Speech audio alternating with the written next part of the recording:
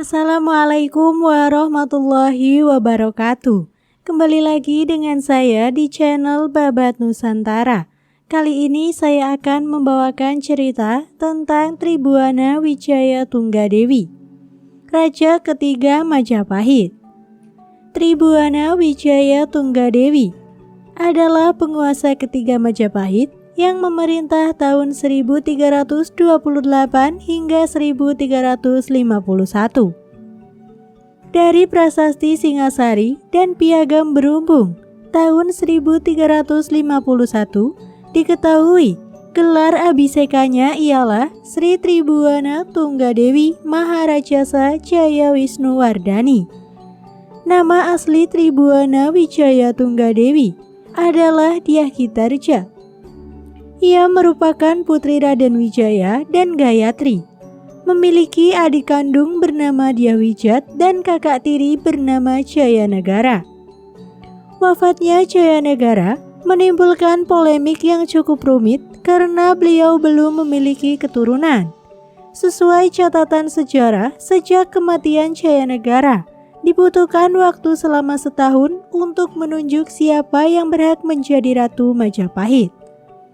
Sesuai dengan aturan silsilah kerajaan, yang berhak menggantikan Sri Jayanegara sebagai raja adalah saudaranya, salah satu dari putri Sri Gitarja dan Dyahwijat.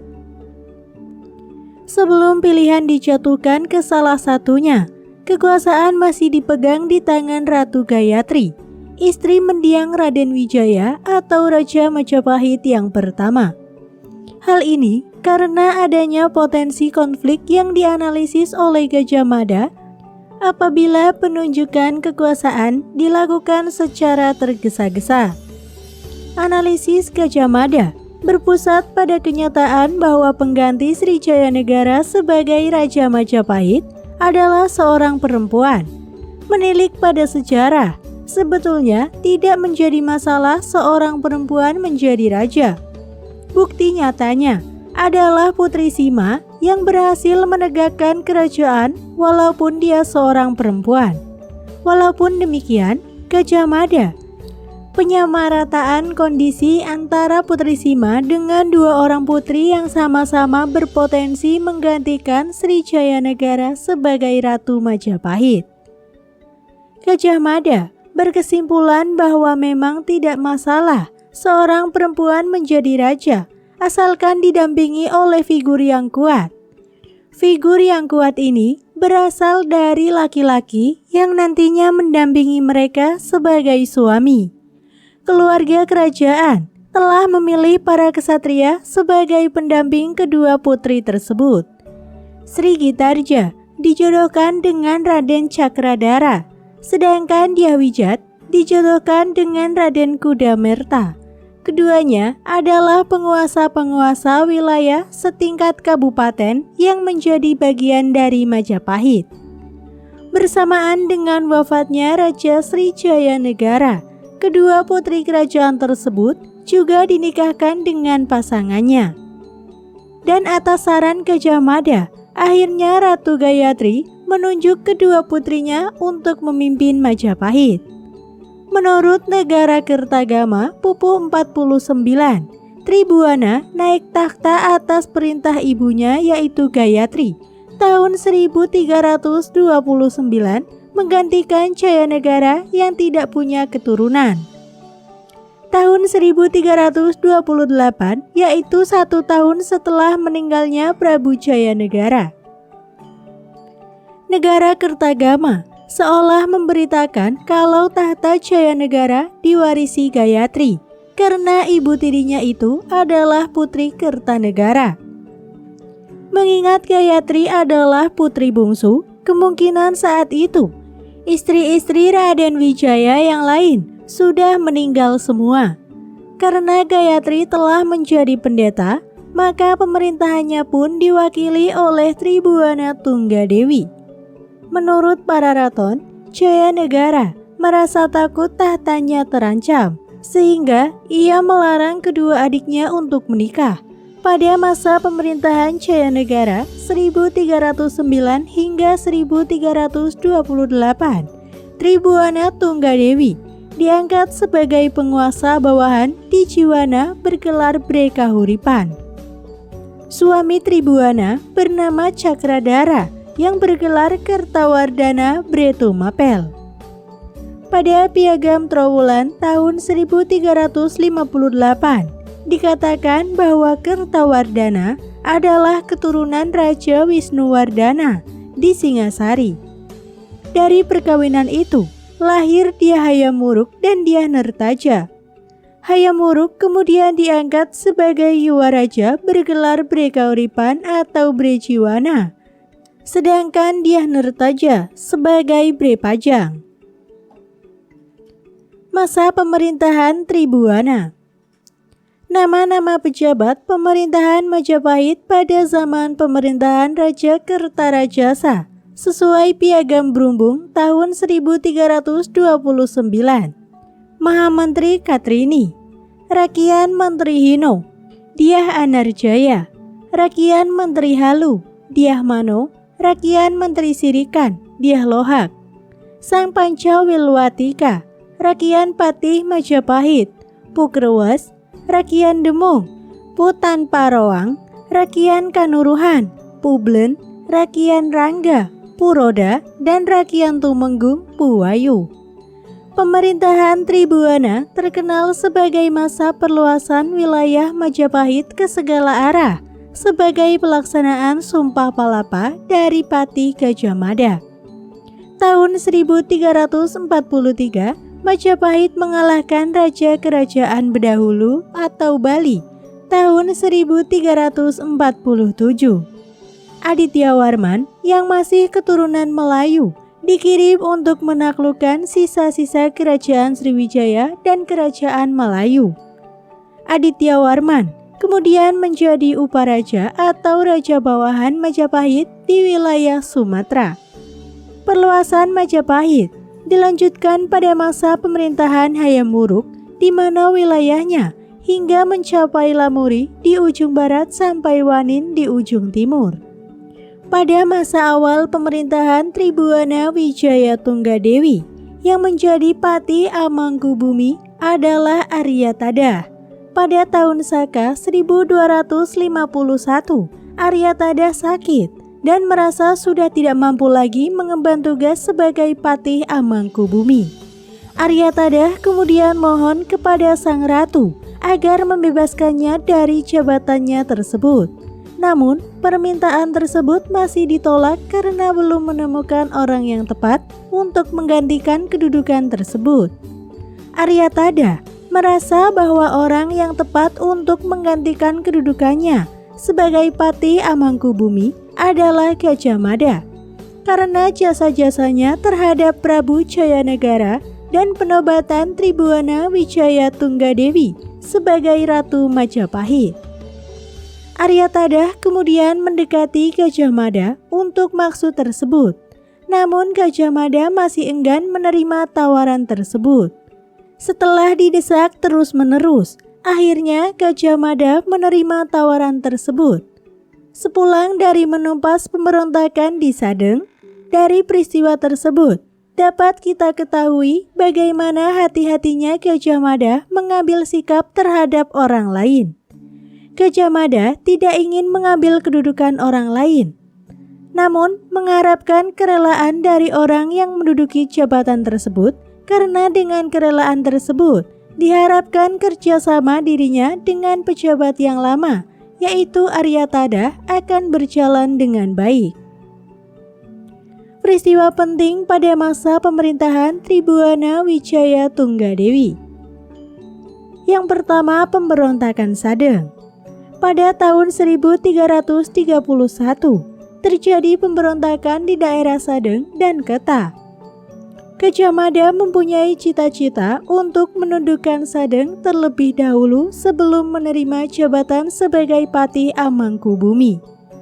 Mengenai Keta dan Sadeng, diceritakan bahwa kedua wilayah bagian Majapahit tersebut berniat memisahkan diri dari Kerajaan Majapahit dan melakukan persiapan serius.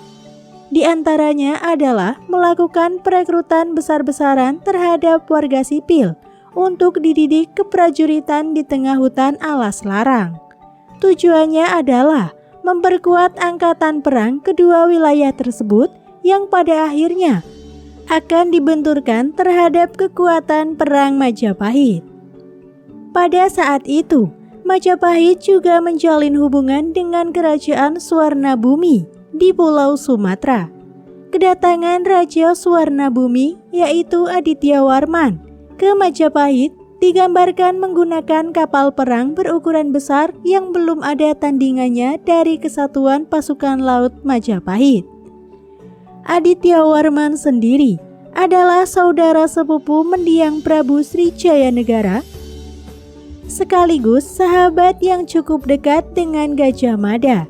Penggambaran besarnya ukuran kapal perang dari Swarnabumi agaknya dimaksudkan sebagai cikal bakal adopsi teknologi yang menjadikan besarnya armada laut Majapahit kelak ketika kampanye penyatuan Nusantara dimulai. Dilihat dari kekuatan gelar pasukan, kekuatan Kata Sedang bukanlah apa-apa dibanding dengan kekuatan pasukan Majapahit. Namun, di balik kekuatan fisik pasukan segelar sepapan yang belum sebanding dengan pasukan Gajah Mada, Kata Sedang dilindungi oleh kesatria mumpuni yang sakti mandraguna. Kesatria ini adalah mantan pelindung Raden Wijaya, Raja Majapahit yang pertama. Nama kesatria tersebut adalah Wirota Wiragati, terkenal dengan kesaktiannya yang memiliki ajian sirep, ajian panglimunan, dan kekuatan untuk mendatangkan kabut yang bisa menyulitkan daya penglihatan pasukan manapun. Tetapi alangkah kecewanya Gajah Mada bahwa pengepungan Sadeng terjadi sebelum kedatangannya. Rakembar mendahului maksud Gajah Mada. Mengetahui hal tersebut, para menteri Araraman dan Gajah Mada sangat marah. Gajah Mada kemudian mengirim 5 bengkel dan masing-masing terdiri dari 5 orang untuk menghajar Rakembar. Mereka kemudian bertemu dengan Rakembar di hutan dan sedang duduk di sebuah dahan pohon yang roboh, seperti naik kuda dan tangannya memegang cemeti. Para utusan kemudian menyampaikan kemarahan dari Gajah Mada dan bermaksud akan menghajar Rakembar. Mengetahui serangan tersebut, Rakembar mencemeti dahi para utusan, namun para utusan dapat menghindar dan melaporkan hal tersebut kepada Gajah Mada. Gajah Mada sangat kecewa karena cita-citanya untuk menundukkan Sadeng tidak terlaksana karena telah didahului oleh Rakembar. Menurut para raton, terjadi persaingan antara Gajah Mada dan Rakembar dalam memperebutkan posisi Panglima Penumpasan Sadeng.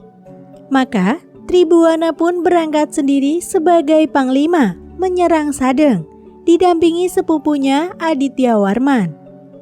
Rakembar adalah putra bungsu Raja Pamelekahan. Ia adalah prajurit yang tangguh dan ahli menunggang kuda serta menggunakan senjata cemeti. Dalam karangannya, Profesor Sisiberg menyamakan Sadeng tersebut dengan daerah Bali. Seandainya di Bali terdapat daerah bernama Sadeng dan Ketah, maka penyamaan tersebut akan mudah dipahami. Namun di daerah Bali tidak ada tempat yang bernama Sadeng atau Ketah.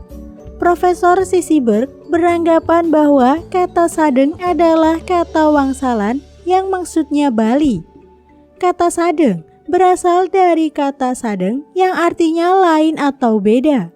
Kata beda hampir sama dengan kata Bada, yaitu suatu kerajaan yang bernama berdahulu di daerah tersebut. Sedangkan Ketah dihubungkan dengan Kuta, yaitu suatu daerah yang terdapat di Pulau Bali bagian selatan. Penyebutan dengan nama samaran yang demikian dimaksudkan untuk menyelubungi nama kota yang sebenarnya, di mana hal tersebut berkaitan dengan adanya persekutuan Nusantara sejak zaman pemerintahan Prabu Kertanegara di Singasari. Kemenangan atas Ketah dan Sadeng memberikan kesadaran bahwa kekuatan Majapahit telah pulih kembali dan cita-cita untuk mewujudkan politik Nusantara harus kembali diwujudkan. Setelah pulang dari penumpasan Sadeng, Gajah Mada kemudian diangkat menjadi Angabehi dan tidak beberapa lama kemudian diangkat menjadi Pati Amangkubumi, sedangkan Rakembar diangkat menjadi Bengkel Araraman. Sumpah Palapa Patih Gajah Mada. Peristiwa penting berikutnya dalam pemerintahan Tribuana Tunggadewi adalah Sumpah Palapa yang diucapkan Gajah Mada saat dilantik sebagai Rakrian Patih Majapahit tahun 1334.